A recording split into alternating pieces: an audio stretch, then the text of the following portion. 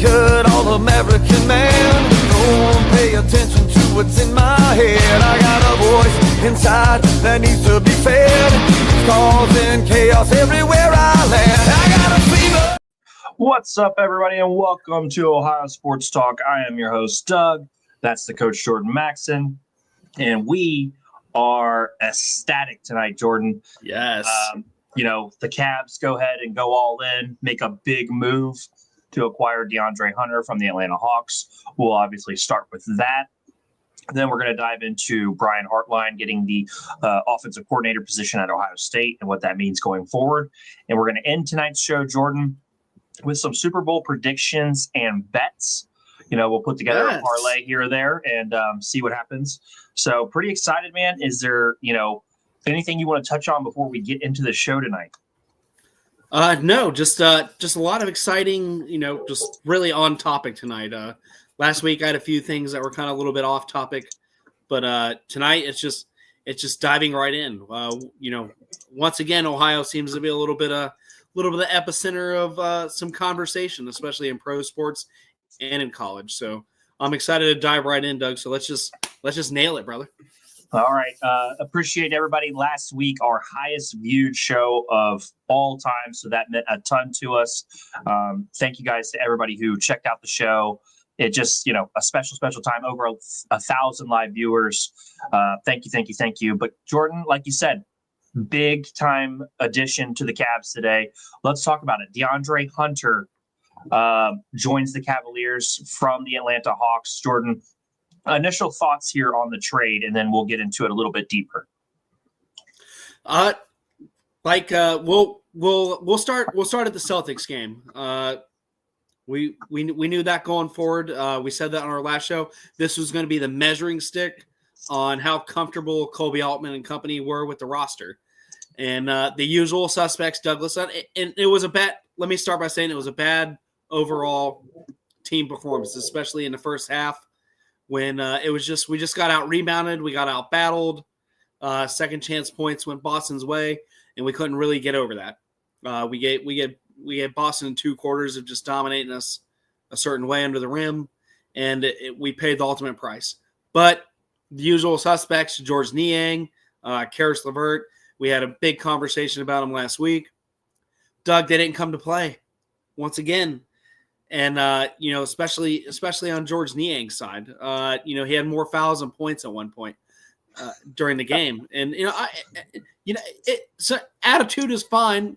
And you played with me for many years, but you have to bring scoring to the table as well as attitude. You can't just be the attitude of the team and be the enforcer without scoring some damn points and, the turnovers and everything. So I think that's what prompted this trade. So we'll fast forward. The Detroit game, amazing. Donovan Mitchell had the night off. Darius Garland took care of business. And steps up big time. That just the logo, disgusting. I mean, Jordan, the Cavs, we'll talk about it a little bit here and we'll get into it. But, Cavs, come out first quarter, 8-point lead, halftime, they're up 9. Then they're kind of struggling after that. So definitely an interesting game last night. But Darius Garland plays hero, hits the game-winning shot. We all celebrate. Very exciting stuff. But do you think that the writing was on the wall in terms of this trade with LeVert and Niang? I feel like Niang has done some okay things. LeVert has been a little bit more of a roller coaster. Like you said, he showed up big time in that series a couple years ago, but not great this year. And I felt like all year the Cavs needed to make a move, improve that wing depth, get a little bit of a bigger wing because, the Cavs play smaller guards, Jordan, and smaller guards, they have a good place. There's a lot of teams that we can compete with the small guards, but the team that is the biggest roadblock for the Cavs, in my opinion, is the Celtics. And I have absolutely hammered on it the last few days, Jordan. And I feel justified in my complaints. And I think the Cavs had similar issues.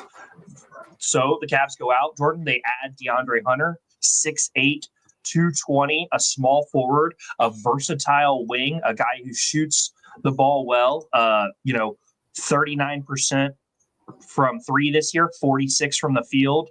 He shoots about 7 threes a game. I saw his catch and shoot numbers were also hovering around 40%. This is a guy that is going to come in and fit the Cavs system right away, Jordan. And the best part is we didn't have to give up a first round pick. Yeah, we gave up swaps, but we didn't have to give up Tyson. We didn't have to give up anything extra to really bring in a guy who I think legitimately changes the ceiling of the Cavaliers. So, talk to me about DeAndre Hunter as a player for you, and what does this mean going forward for the Cavs? Like you said, brings a little bit of versatility to the defensive side. Averaged a little over 18 points a game this year in some limited roles. You look at him; he was a starter, but just kind of his usage, his and then minutes went to sixth man like also. Yeah, went to sixth man after that. He's playing 29 minutes a game, just so everybody's on the same page in Atlanta. But no, big time. But like you said, and Douglas, I'm more happy with what this means for the roster now. So now Strus doesn't have to start the game. We can bring a guy like Max Strus off the bench and bring the energy, from the secondary players now, and he can kind of facilitate those minutes that either Mitchell needs to relax, Garland needs to relax. And it also we can play a little bit of checkers and chess, more chess-like, because it is Kenny Atkinson, so I'm going to give him the benefit of the doubt here. Now you can also if you wanted Dean Wade off, we can put Hunter in and Strus on the floor at the same time if we wanted to spread it out a little bit and give up a little bit of size, but also pick up a little bit on the versatility. And he has a lot lighter feet than I've been kind of crabbing about Dean Wade's heavy feet. Sometimes they're like cinder blocks, and people kind of are able to maneuver around him under the rim if Jared Allen can't get there in help time and Evan Mobley can't get there in help time, if they're on the outside. So this just gives us all kinds of different looks. So, I love it. I don't know a lot about the player personally, other than just kind of the stats I've been doing some homework on this morning. I've been watching a little bit of highlights from him, and this fits Kenny Atkinson's profile pretty hardcore. Because you look at a guy like Karis LeVert, that's somebody that Kenny Atkinson grew up with in the NBA, coaching with at Brooklyn. So if he's willing to part ways and part a little bit of chemistry, that speaks volumes to me. So in Kenny Atkinson, we trust is kind of the coining phrase that I'm going to play behind on this trade. Great job for Colby Altman, but I think Atkinson had more to do with it than anything. So this just really opens up a lot of opportunities for the bench, the starting rotation. Throwing me off course, Cap. Tyler McGurk trying to chime in and ruin Jordan on the left here, is throwing me like off. He always Cap's got a player that helps every team. Yep, well said, Tyler. For whatever reason, the layout was just Jordan on the left this time. Jordan, a lot of good stuff you said there. The first thing that I thought of, Jordan, was like you said, you used the word versatility. I think it gives the Cavs so many different options lineup-wise. Dean Wade, who is a good defender. He doesn't have the same quicks as DeAndre Hunter, but he's a guy who's done well in matchups against Jason Tatum. This, in my opinion, sets up versatility where it's going to make it more difficult for teams to put Darius Garland in bad positions on defense. This is we can go, potentially line up of a Darius Garland, a Donovan Mitchell, a DeAndre Hunter, a Dean Wade, an Evan Mobley type lineup where you can switch your small forward to your center. There's just so many different options now that we have that we didn't have before because Karis LeVert, solid, okay defender. George Niang, somewhat of a liability, a guy who works hard, but he's just not a good defender, can't really make those switches. And, watching the Celtics game the other night, they put Darius Garland in bad situations on defense all the time. He tried his best. I love the fact that Darius Garland battles in those situations, but Jason Tatum's too damn good. He's too damn big for Darius Garland to legitimately slow him down. And I think with this addition, it makes it much more difficult for teams to cherry pick on our bad defenders. And it sets up many different lineups and rotations now where I don't think the Cavs are going to give up as many easy shots against some of these teams. So I'm really excited. The fact that, a guy who, he turned into the Hawks' sixth man, Jordan, but still played almost, 29 minutes, almost 30 minutes a game. Oh, yeah. Shot the ball extremely effectively. is he going to be the number one option? No, but I trust him to be in the corner to knock down shots and a guy who's going to be able to guard the other team's best player on many different possessions.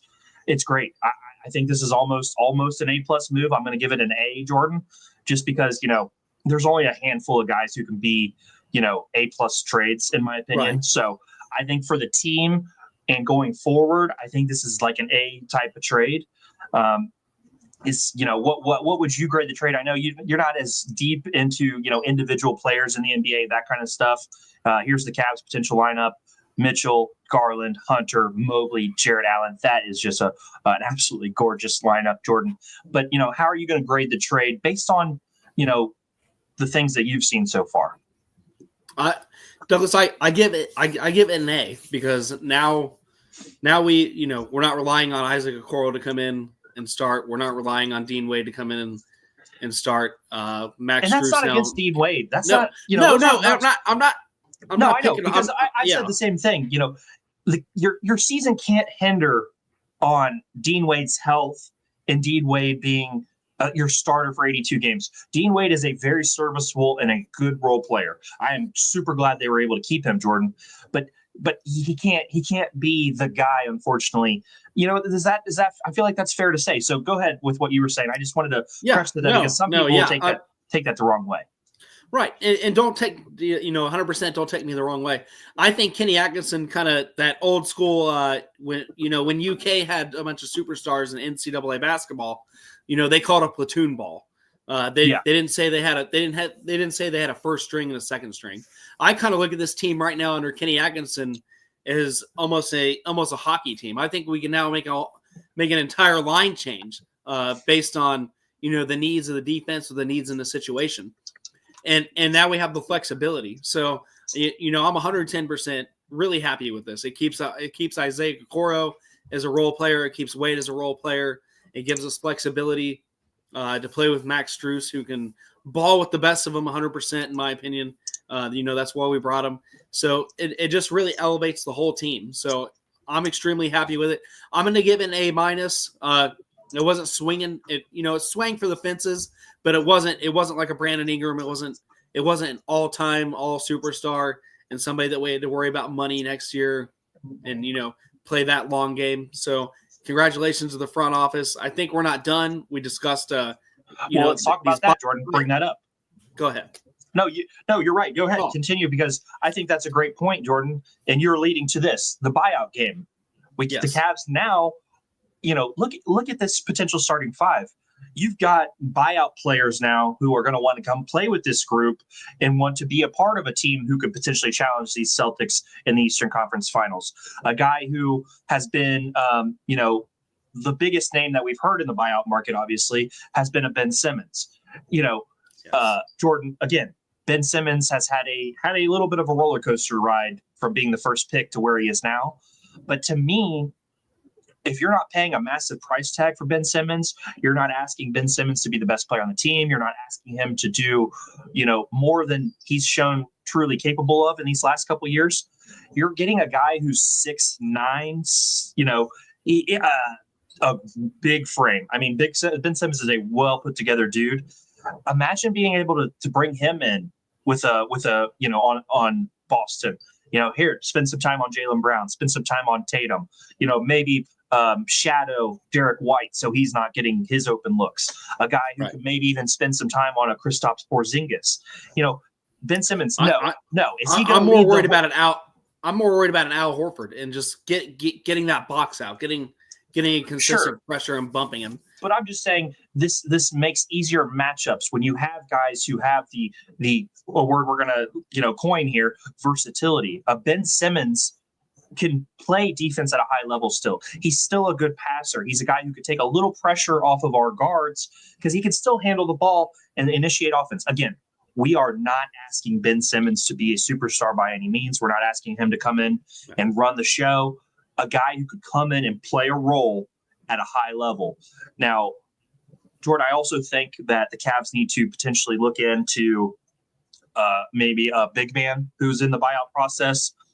Maybe a Mo Bamba, maybe somebody like that. Obviously, Mo Bamba is not going to change your fortune, but we've got to get Allen and Mobley maybe just a little bit of help in a run potentially. Does that make sense to you? Yeah, it does, and we did it with Marcus Morris last season, who not necessarily the center position, but a guy that could play that kind of role when rotating and switching, understood his assignment, a guy that could hit a couple wing shots if necessary. I love Tristan Thompson and his history with Cleveland, but if we can upgrade, and I'm not taking anything from the man. No, if we can upgrade, that. Because he's kind of the third big man behind everybody right now. Unfortunately. Unfortunately. So if we can upgrade that and get a guy that, really could play some heavier minutes if needed, because you don't know what health is going to be, going into these back-to-back-to-back night series, especially with the travel and the switches. It'll be obviously a little bit easier if we do finish number one in the East, which is still a conquest within itself. Nothing is locked up yet, but things are looking better. But I definitely think that you look at the buyout market, or you look overseas and see are any players like Dwight Howard wants to be a Laker, but if you can bring a guy like Dwight Howard in who has been playing basketball overseas consistently, you're crazy. So you can shake your head. I'm not saying it's Dwight Howard himself. I'm just saying if you looked overseas, maybe see what the overseas market has. Kenny Atkinson has, with his Olympic history, somebody that could, keep a little eye out for that, for maybe a player that can make a run in the playoffs. That's all I'm saying, Douglas. You can sign somebody to a 2-way contract and bump them up for the playoffs. Well, anything's possible. Jordan, to kind of put a bow on this, Cavs go as close to all in as Tyler. He's already on. He's still on the team. Yeah, he still is on the team, Tyler. But to put a bow on this, Jordan, Cavs, they go as close to all in as I think they possibly could go here with DeAndre Hunter. They make a big move here to try to close the gap on the Celtics in terms of, who's going to win the East. Still 5 games ahead in the number 1 seed race. That's a good thing. Celtics are down 21 going into the 4th here against Dallas tonight. So that, that first seed does matter. You want the easiest matchups possible. So that all does really matter. But a good day to be a Cavaliers fan, Jordan. I'm really proud of this front office and obviously Kenny Atkinson and the guys. Tomorrow night, Jordan, quick look ahead. Cavs are back at it. They play the Wizards tomorrow night, I believe. Yep, tomorrow night, the Wizards. I believe Mitchell will play tomorrow night, Jordan. A couple other guys are out. That Isaac Okoro's still out. Dean Wade's still out. Sam Merrill is out. So, those, are going to be probably a closer game than it should be against the Wizards tomorrow night. But it'll be good to have Mitchell back on the floor and have his leadership. And then hopefully by the weekend, DeAndre Hunter will be ready to go and back. And we'll get to see him in his first game. So good night to be a Cavs fan, Jordan. Last thing for Tyler, how the hell has Ty Jerome turned into a real player? Just based on what I've seen, he was injured last year, struggled a lot dealing with the injuries. I think Kenny Atkinson is a guy who puts guys in the right position. And Ty Jerome is a guy dating back to Virginia, Jordan, who had the ball in his hand a lot and was a big-time playmaker and decision maker. And he's brought that here to Cleveland. 11 points a game, 2 rebounds, 3 assists. 2.8 assist to turnover ratio, a guy who has a lot of swagger and a lot of confidence in his game, and he's willing to go at people. So I'm extremely excited to watch Ty Jerome play basketball. That dude is a master at go ahead. And before we wrap it up, I think this also evolves his game, because without Niang and his best friend, without DeAndre Hunter's best friend. No, I mean, really, from dating back to college, they're best buds. And I'm glad you brought the Virginia thing up because of that. But most certainly, I think this opens up more doors for Ty Jerome, because the 2 veterans are gone. We added 1 and we subtracted 2. So definitely look for a role player. And it's got to be Ty Jerome, right? If you think about getting more opportunities, more chances, mixed in with a starting lineup as a sub, coming off the bench first. That's definitely somebody that I would expect moving forward. A little bit more. You know, he's already got 19, so I could see that bumping up just a little bit more. A really good player. Yeah, but that doesn't have anything to do with Kenny Atkinson. That's what are we doing here? That's not Kenny Atkinson's decision who plays and who doesn't.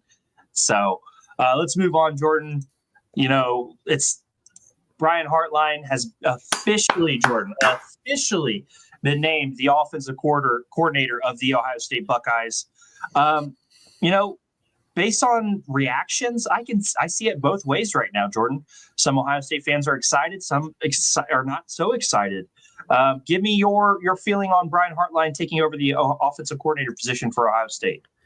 I texted you right when it happened, or at least when I figured out it happened.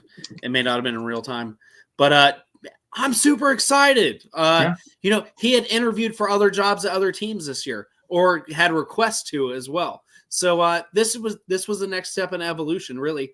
If that seat was going to be available here at Ohio State, I'm glad he took it. You know, I had some other jokes and some other thoughts, and I even texted with I don't want to name drop. I did text with Jim Trussell about Coach Jim Trussell about this hire, but you know, and we were talking about it, and this is just kind of the perfect fit. And the way I see it, and the way that he saw it, also the recruiting line. This keeps a lot of things in line. You know, we saw Chris Henry Jr. speak out on his own personal Twitter account, or X, whatever you want to call it these days. Super excited. You know, that's a guy going into, you know, going to be a big time receiver in 2026. You saw other players react very, you know, great about it. You saw former players come out and support.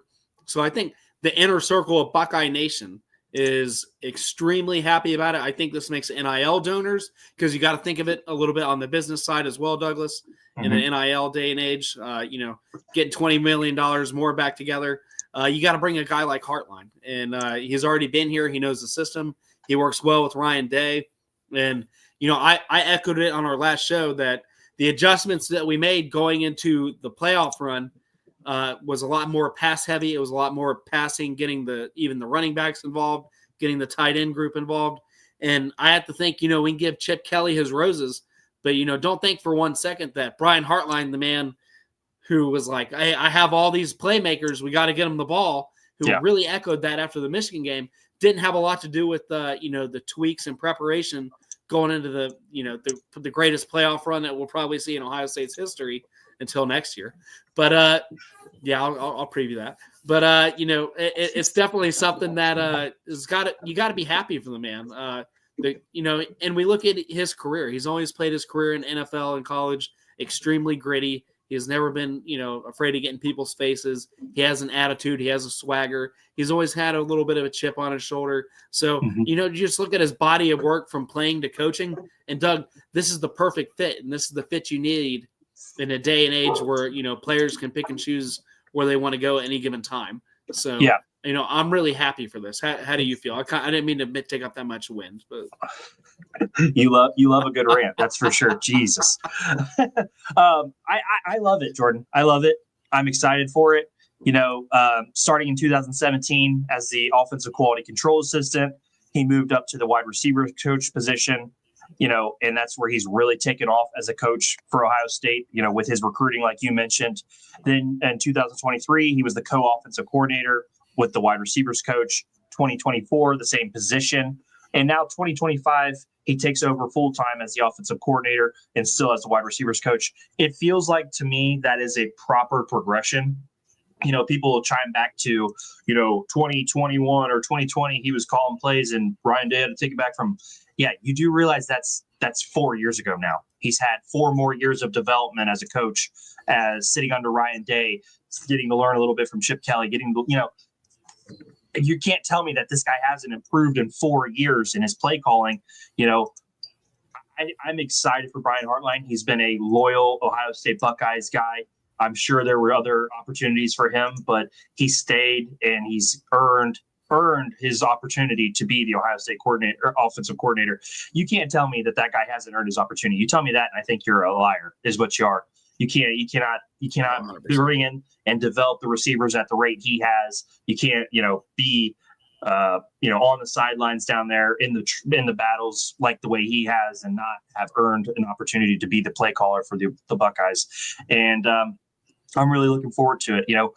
We're gonna have a first time, this is his legitimate first time calling plays, Jordan. It's gonna be his, and he's gonna have a year one starting quarterback in Julian Sayin, who, only got a few reps this past year. It's going to be interesting, man. Week 1 against Texas is going to be a big time wake up. It's going to be fun, Jordan. But overall, I'm excited. Brian Hartline, well deserved. A guy like you said, a gritty. A guy who was never the biggest, never the fastest, but he's a guy who always contributed. He did that for the Dolphins. He did it at Ohio State. And he's parlayed that into a hell of a coaching career so far for Ohio State. Next thing on the docket, Jordan, Tyler Bowen named OSU O-line coach. Tyler Bowen, a guy who comes over from Virginia Tech. Virginia Tech was a good running team last year. In running, where does running start, Jordan? Where does the run game start? The run game starts in the trenches, Douglas, and 100%. Like any great running team, whether you're from Pee Wee on up to pro, it starts in the trenches. And like you said, he comes from a definite, a diverse background over, with his run game style and his play, and with Peoples now going to step up. I think Peoples is going to be our number one running back moving forward. I think this is going to be kind of a perfect fit for him. So we get a guy that can really adjust the run game. He's taken linemen and made them look and proceed more athletic than what they were recruited. So now he gets to recruit a top. I'm not saying where he came from wasn't top tier, but you're at the Ohio State Buckeyes right now. On top of the NIL game, on top of the recruiting game, on top of the transfer portal. A lot more NIL money to play with and see. So, you look at the guys that he worked with and made stars where he came from, to guys that are ready to be stars right now over at the Ohio State University. Doug, this is massive. I think, that because he's used to doing more with less. And I'm not knocking the school he came from, but like I said, you're just kind of moving up an extra echelon here at Ohio State. So I'm excited to see what he brings to the table when, especially when it comes to the zone run and kind of those stretch runs and stuff like that. And I'm sure with, coordinating with Hartline, I'm sure wide receivers are still going to be, involved in some of those jet sweeps and keeping the offensive linemen in front of them so he can break 70-yard runs against Texas on week 1, like we did on the screen game before the end of the half in the first half there in the playoff run. So, I'm super excited, Doug. This is it's not a bad hire. It's one of the names I didn't see floating around too much, but going back and looking at this guy's history, I'm really excited for him. Yeah. I mean, this guy's been a little bit of everywhere, started his coaching career as an assistant at a student assistant at Maryland, then a graduate assistant. He's been a tight ends coach. He's been a grad assistant. He's been an O-line coach for multiple schools. Penn State, tight ends coach. He coached the tight ends for Jacksonville. This guy has a lot of stops on his resume, and he's built up to this. And now he's got that Ohio State job where he passed up the Virginia Tech offensive coordinator job that he had last year to come and coach these guys. So that's a big time hire, in my opinion, from Ryan Day, who continues to be, I think, really good in that CEO role that he's been doing the last year. So excellent hire from Ryan Day and the staff. The Buckeyes, we're going to obviously touch on them more. We're still waiting on the defensive coordinator hire, which we will break down when the time comes. But Jordan, the Ohio State Buckeyes, man, keep it rolling. Let's transition, buddy. The Super Bowl is coming up quickly. Eagles and Chiefs, Jordan, look, do we feel a certain type of way about the Chiefs? Yes. Is what they're doing not impressive? I mean, no, it's impressive as hell. It just is. Even if it does feel like you get all the bounces to still play in the Super Bowls, 3 Super Bowls in a row, with a chance to three-peat is insane. So, hats off to them. But the Eagles, they are a formidable challenge, Jordan. How do you see this game going? Honestly, and it's not just because of my dislike for the Chiefs. So I'm going to take my bias glasses off. I'm going to put my analyst glasses on for a non-biased opinion. I like the Eagles only because the Eagles can shorten the game with Saquon Barkley and company. I know they have passing weapons on the outside. We know about A.J. Brown and his unbelievable talent that he can bring. But at the end of the day, how do you beat the Chiefs? What is the recipe? You shorten the game. You shorten the game as much as you physically can. And some of the nail biters they were in this year, and even one of the upsets, when the Raiders got the best of them, you got to the formula was always shorten the game. And the offensive line that the Eagles have, and we know about the tush push, that is what it is. But it's gonna be Barkley and company, and can they get those explosive plays? Can they remain in second and manageable, third and short, and just eat the clock? Because the longer Patrick Mahomes is on the sidelines, the higher your percentage chances of winning. So that's it. He's not the second coming of Tom Brady. I won't say that, but you wanted to beat Tom Brady back in the day, you kept his ass on the sideline. And I think that the Eagles, out of all that, besides a healthy Detroit team, the Eagles, in my mind, are the team that's going to be up for the challenge. So I see this kind of swinging the Eagles' way if they come out and play some phenomenal football. It's going to take a big time effort from the Eagles, in my opinion, to win this game, Jordan. But I think with the run game, with their ability to eat up clock, I think they've got a really good opportunity here. Again, Patrick Mahomes is a top 10 quarterback already of all time. He's working his way into the top 5. A phenomenal talent. But this isn't necessarily the most explosive Chiefs team. They make it work in different ways. I expect them to make James Worthy a big part of their offense, a guy who, is good with the orbit movements. He's good with those jet sweeps. He's good on these short throws, short routes.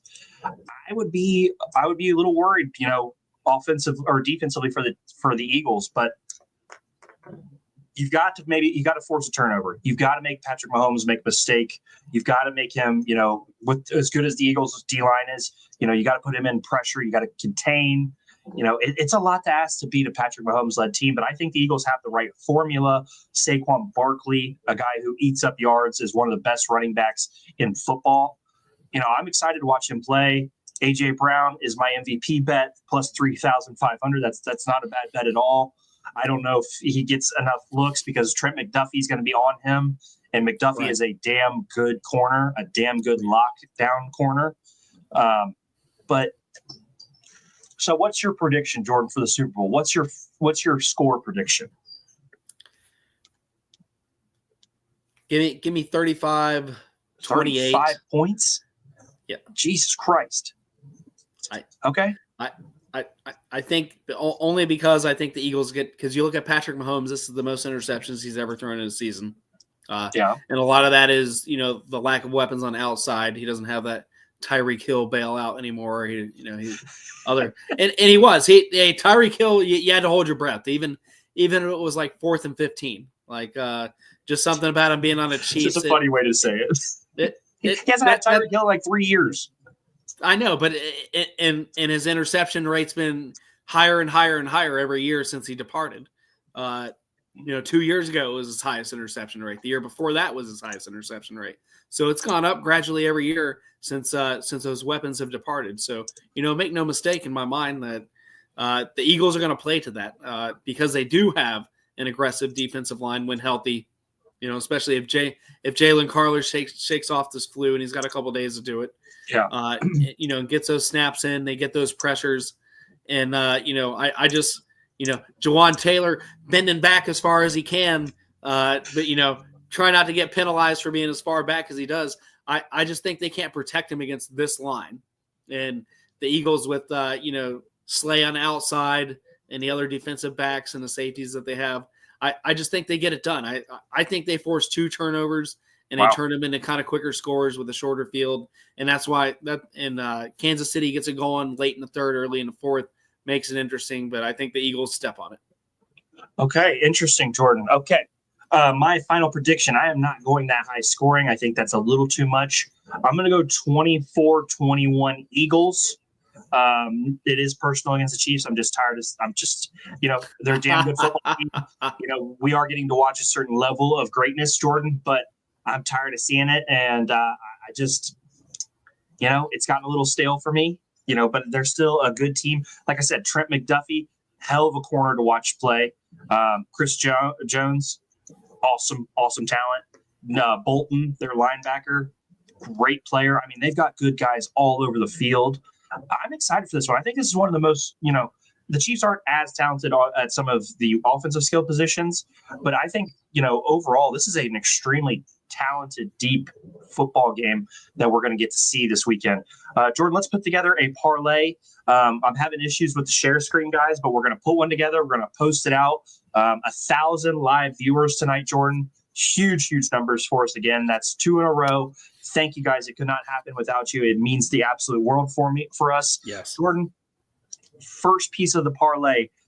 We both picked the Eagles, so I'm going to go Eagles plus 6.5. So we're going to get 6.5 points there, Jordan. What is the next piece of our wager that you would like to put on there? For an individual player? Sure, yeah. Give me Saquon Barkley at 2 touchdowns. 2 touchdowns. Oh boy, we're going at it. I think he's going to get one in a screen game, and I think he's going to get one, just being down and gritty in the goal line. All right, let me see okay. I'll add that on here. Give me Patrick Mahomes. Ooh. Let's see. Let me think here. Give me Patrick Mahomes. I'm going to go 225 passing yards. I think it's going to be tough, but I think he's going to have to throw the ball a little bit more than he has recently. Give me Patrick Mahomes give me Patrick Mahomes 225. What's next for you, Jordan? That's rough.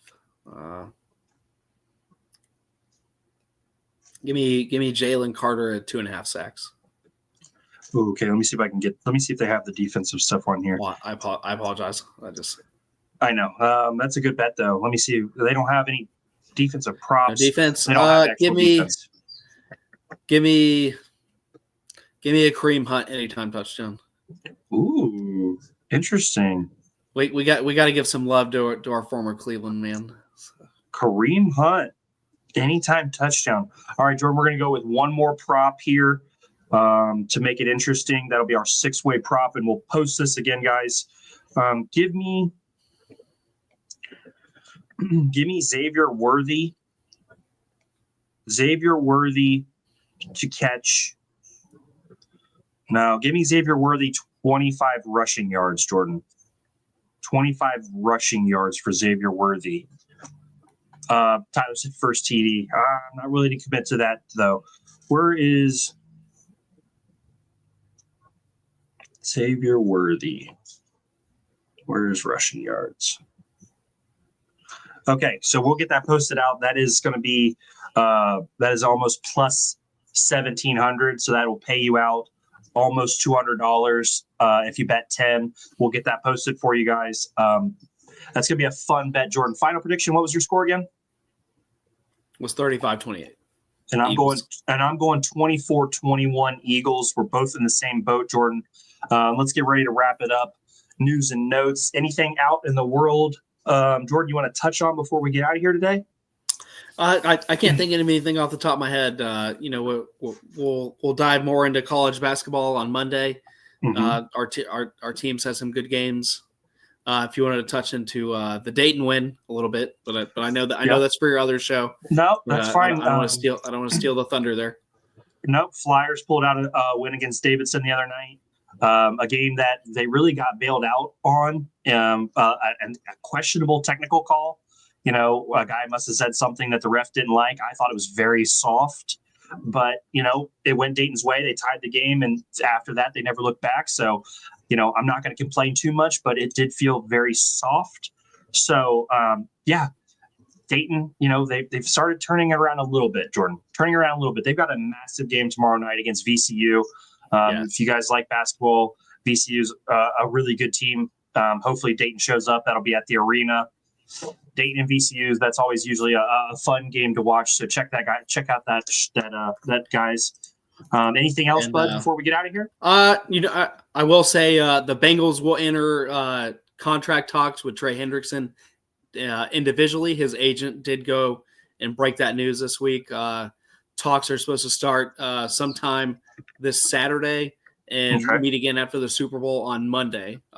And that will dictate his whether he stays long term or if he goes the Myles Garrett route and gives us a big long thank you, but trade request. And we should know that, Douglas, sometime either Monday before we break it or definitely next Thursday for the show. So I'm sure that'll be a hot button topic between Trey Hendrickson, and hopefully we'll get some more T. Higgins news along with that. So those are things that are supposed to be spiking up pretty hard. Joe Burrow, during the Super Bowl coverage, the table, man. Pay these guys. Pay these guys. Yes, I respect it. You got to get your guys. Definitely love to Joe Burrow for being vocal with Stephen A. Smith over at some Super Bowl coverage throughout the weekday. So that's all I'm going to wrap it up with, Doug. A solid show. So. Yep. Again, 1,031 live viewers. The second show in a row, we were able to break the 1,000 viewer mark. Guys, that literally is phenomenal for us. Unbelievable. Again, hats off to you guys. Thank you for watching the show. Quick shout out to Tyler McGirt for stepping in and checking out the show. That means a lot to us. Guys, we're going to keep going. We'll be back on Monday night with another live episode of Ohio Sports Talk. We'll talk potential Bengals news. We'll talk Cavs basketball. We'll recap the Super Bowl. We'll touch on our bet. There's a lot to talk about, guys. A fun time right now in sports, Jordan. We're almost to March Madness, so things are happening, Jordan. We're going to really lock in here the next couple weeks and keep putting out the best content we can. Guys, hit us up, OH_sports talk on X, Ohio Sports Talk on YouTube. We're all over social media. We're always putting stuff out. We love interacting with you guys. It's been fun. The DeAndre Hunter hype today, a lot of good conversations. So thank you. And we will see you guys on Monday night. I'm your host, Doug. That's the coach, Jordan Maxson. Good night.